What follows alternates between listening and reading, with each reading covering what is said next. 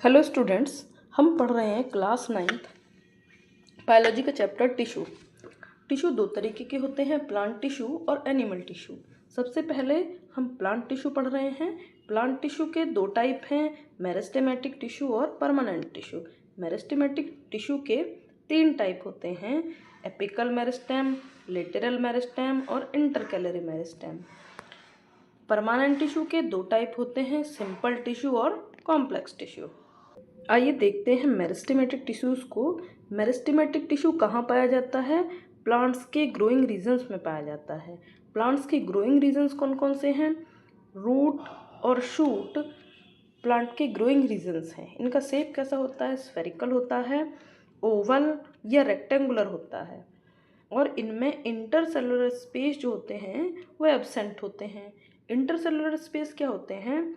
ये बहुत सारी सेल आपस में एक साथ जुड़ी होती हैं तो उनके बीच में कुछ स्पेस बन जाते हैं, उसी को हम बोलते हैं इंटरसेलुलर स्पेस। देखिए, ये बहुत सारी सेल मैंने बनाई हैं और यहाँ पर जो स्पेस है, ये जो स्पेस है इसको हम बोलेंगे इंटरसेलुलर स्पेस।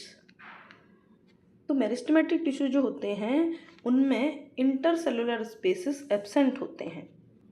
इनमें वैक्यूल्स भी एब्सेंट होती हैं क्योंकि वैक्यूल्स की इन टिश्यूज़ को ज़रूरत नहीं होती है। वैक्यूल्स का मेन काम है प्लांट में स्टोरेज करना और प्लांट को स्ट्रेंथ देना।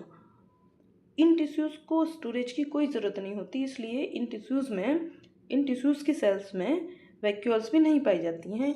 इनकी सेल्स बहुत ज़्यादा एक्टिव होती हैं। क्यों? क्योंकि इनको बार बार डिवीज़न की ज़रूरत होती है, इसलिए इनकी सेल एक्टिव होती हैं।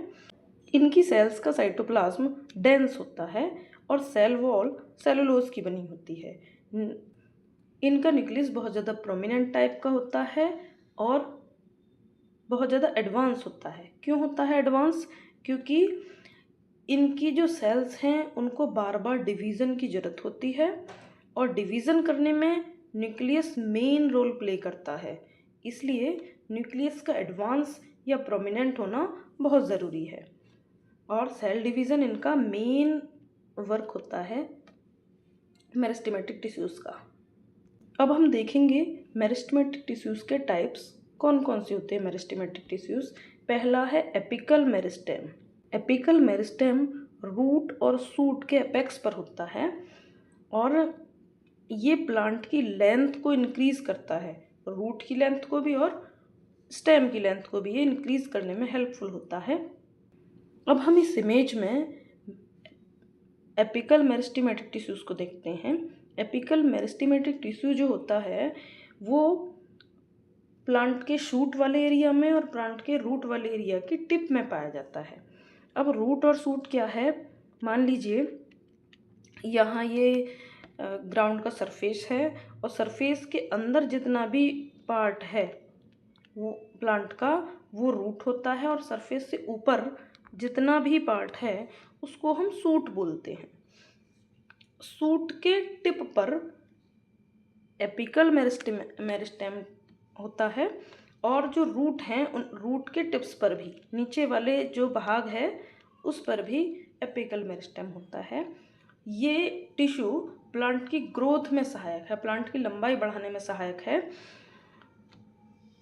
एपिकल मेरिस्टेम ग्राउंड सरफेस के ऊपर भी प्लांट की लंबाई को बढ़ाता है और ग्राउंड सरफेस के नीचे भी प्लांट की लंबाई को बढ़ाता है। अब आगे हम देखते हैं दूसरा टाइप मेरिस्टेमेटिक टिश्यू का, ये है लेटरल मेरिस्टेम। लेटरल मेरिस्टेम ये बार्क के नीचे पाया जाता है, present beneath the bark. Bark मतलब छाल। पेड़ किसी भी पेड़ के स्टेम में जो बार्क होती है उसके नीचे लेटरल मेरिस्टेम प्रेजेंट होता है और ये प्लांट की ग्रोथ को बढ़ाने में हेल्पफुल होता है। इस इमेज में हम लेटरल मेरिस्टेम को देख रहे हैं साइड्स में, ये लेटरल मेरिस्टेम है। लेटरल का मतलब होता है साइड। प्लांट के चारों ओर, प्लांट के स्टेम के चारों ओर ये मेरिस्टेमेटिक टिश्यू पाया जाता है और छाल के नीचे होता है, प्लांट की छाल के नीचे होता है और ये प्लांट की गिर्थ को बढ़ाने में सहायक है, उसकी चौड़ाई को बढ़ाने में सहायक है। अब आगे हम देखते हैं intercalary meristem.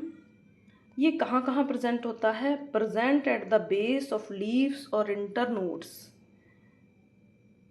Increases length of organ, leaves and internodes.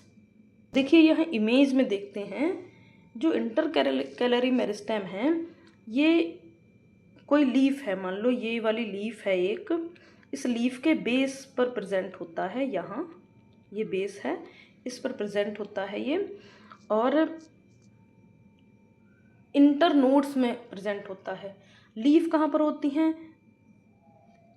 किसी भी स्टेम का वो पार्ट जहाँ से कोई दूसरी ब्रांच निकल रही होती है उसको हम बोलते हैं नोड, और किन्हीं भी दो नोड के बीच का पार्ट,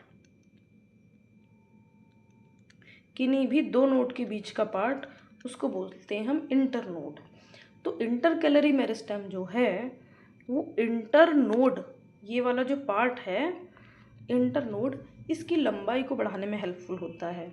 आपने गन्ना देखा होगा, गन्ने में बहुत सारे नोड्स पाए जाते हैं, और नोड्स के बीच का जो पार्ट है उसको हम इंटरनोड बोलते हैं। गन्ने की जो जड़ होती है, जड़ के पास वाले जो नोड्स होते हैं वो नोड्स बहुत पास पास होते हैं, लेकिन गन्ने का ऊपरी भाग अगर आप देखेंगे तो उसमें जो इंटरनोड हैं उनकी लंबाई काफ़ी ज़्यादा होती है। दोनों नोड्स बहुत दूर दूर पाए जाएंगे ऊपर वाले भाग में, और जड़ वाले भाग में पास पास पाए जाएंगे। रीज़न क्या है कि जो इंटरकैलरी मेरिस्टेम है उसने इंटरनोड वाले पार्ट में ग्रोथ कर दी है। तो this is all about the meristematic tissue. Thank you.